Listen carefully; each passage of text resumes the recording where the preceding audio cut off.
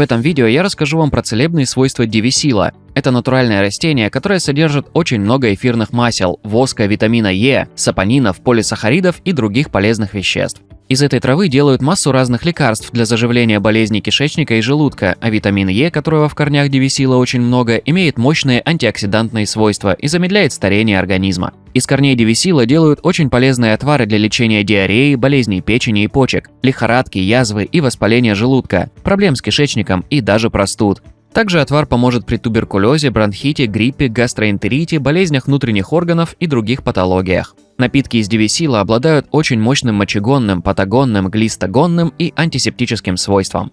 Особенно эффективен отвар дивисила в избавлении организма от глистов, например, от аскарид. Цистит, артрит и венерические болезни тоже отступят, если употреблять отвар регулярно. Вместе со свиным салом сушеная трава дивисила поможет справиться с чесоткой, а отвар используют наружно для лечения дерматита, экземы, фурункулеза и для обработки гнойных ран. А настой дивисила применяют для лечения кашля и простуды, геморроя и диареи. Он поможет справиться с повышенным давлением и очищает кровь при заболеваниях кожи. Готовится он очень просто. Настаиваем щепотку сухого корня дивисила в стакане прохладной воды. Оставляем на 8 часов, фильтруем настой и употребляем по одной рюмке за 30 минут до каждого приема пищи 4 раза в сутки.